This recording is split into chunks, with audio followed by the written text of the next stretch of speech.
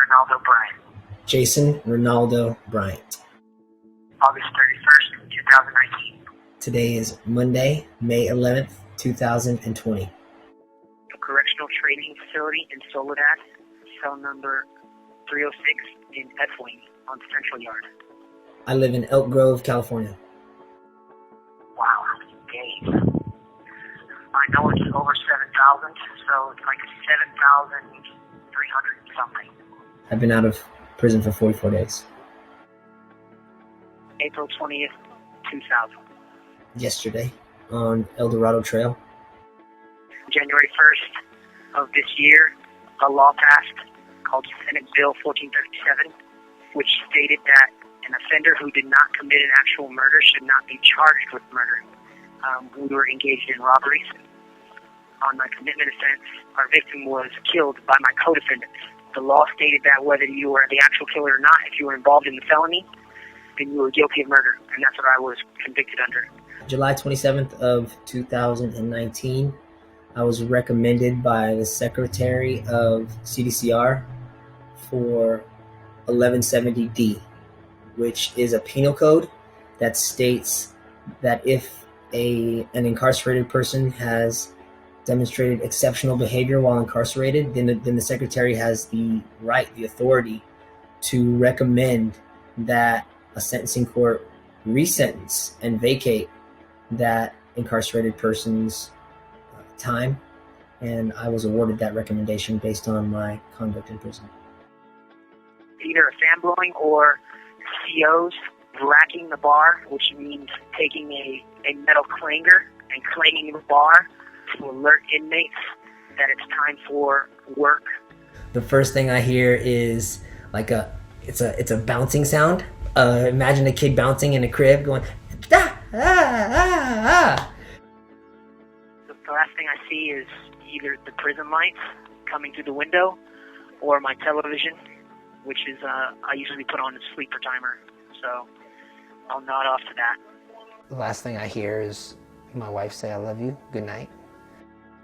On a payphone on the Central Yard. I'm in my bedroom that I share with my wife. She's getting further along in her pregnancy, which makes her a little bit less easy to keep comfortable. See, this is her pregnancy pillow, so.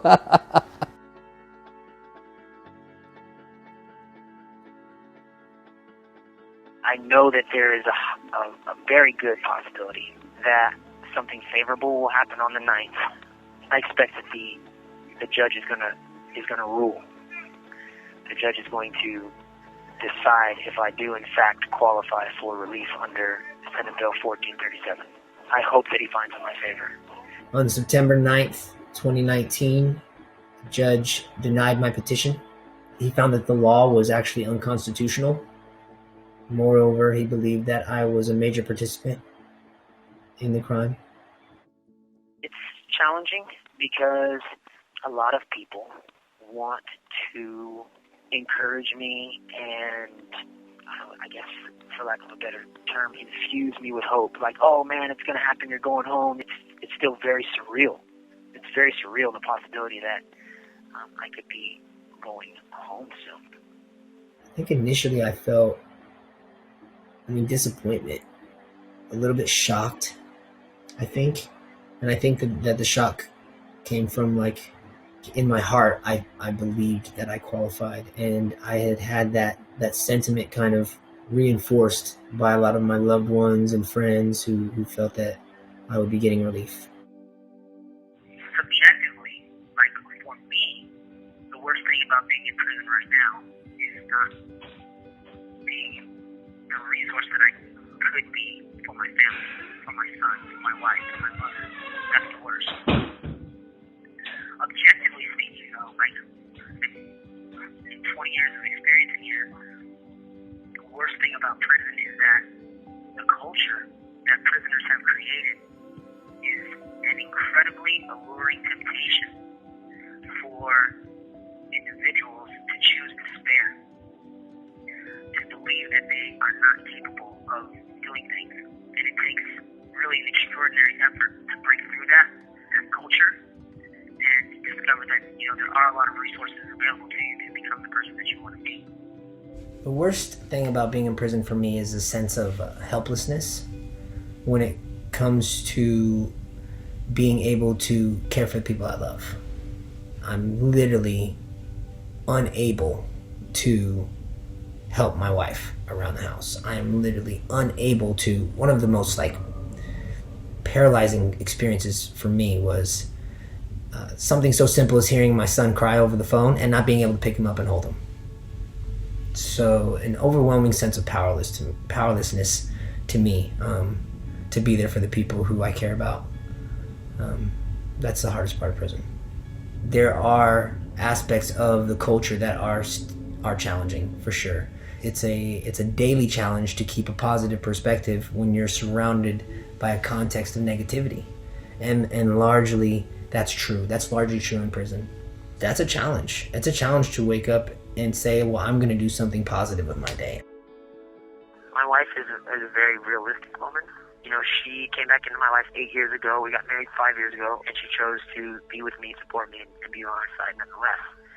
So she's hopeful. At the same time, she protects herself from, extreme pain by appreciating the reality that until it happens, I'm still in prison. She did think like that. She doesn't think like that anymore. Excited about the future. Now she's more like, I can't wait for what's next. Until very recently, people who were sentenced to life terms in prison were not eligible for family visits. When she married me, I still had another 10 years at least to do in prison before they would think about paroling me. The only thing we had was the periodic regular visit, coming into a space, a visiting room, and sharing it with 200 to 300 other people, sitting at a picnic table, always under the supervision of multiple cameras, always watching you, always monitoring behavior. My son being born, it's the biggest thing that's happened in my life. I was released from prison on April 2nd.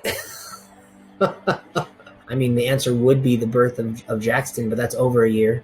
And Tristan isn't here yet. The fact that both of my sons were conceived while I was incarcerated in a 46-hour window once every 3 months. So that's like a miracle in itself. 8 months. 8 months old.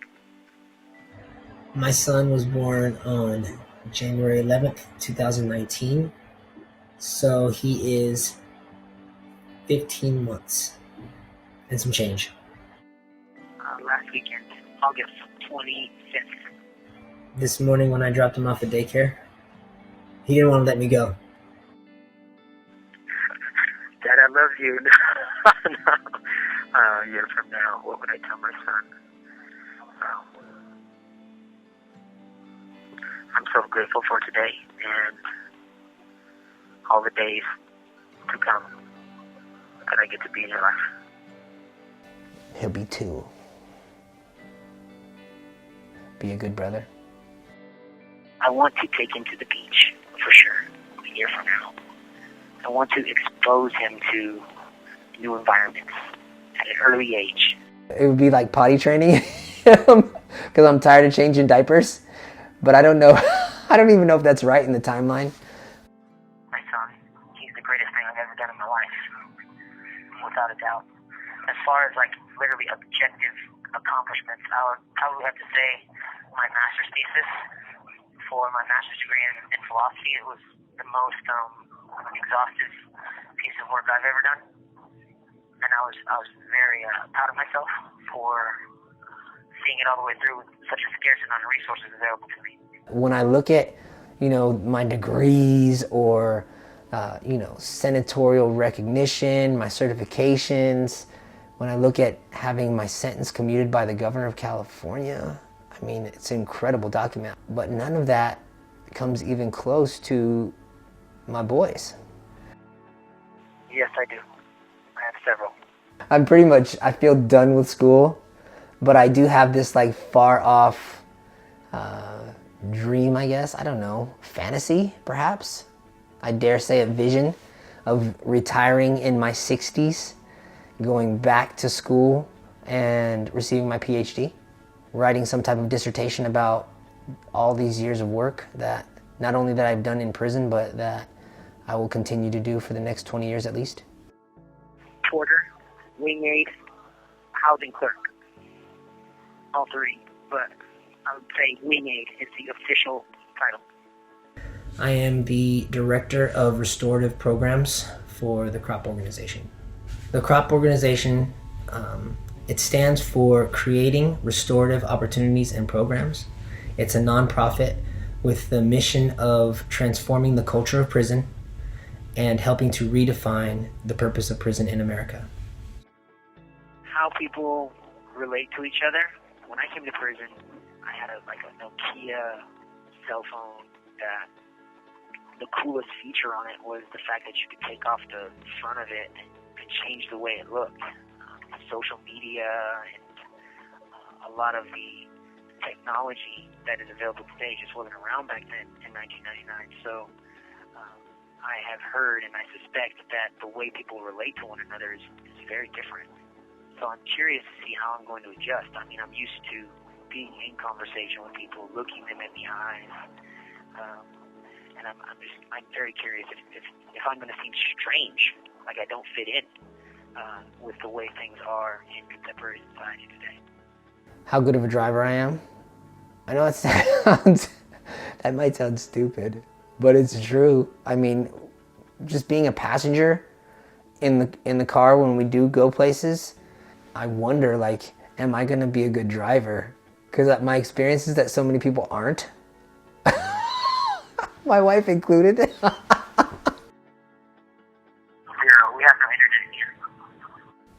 I'm not sure. I know that yesterday I got a notification on my phone saying my screen time was down. It was like at 2.5 hours. So I don't know if that's a good number or not, but I guess we could round it up to 3. 3 times 7, 21 hours a week. I mean, the most amazing thing to me is Google. I know that might sound weird, but the fact that I can just type in any question I have or speak it in rather, and it's right there, that's amazing to me. Like, literally it seems like pretty close to the depth and breadth of human knowledge is available in a search engine. I'll go back to my housing unit and I will shower. I will check in with my supervisor, see if there's anything that needs to be done in the wing. Sporadic conversations with a small group of friends that I keep, and I'll have dinner, and then I'll go to bed. What time is it? Oh, it's 4:16. I'm gonna go get my son with my wife and put on Motel Magic. It's the first thing he does when he wakes up, and it's the last thing he does when he goes to sleep. So go get my boy and enjoy the rest of my evening with him and my wife.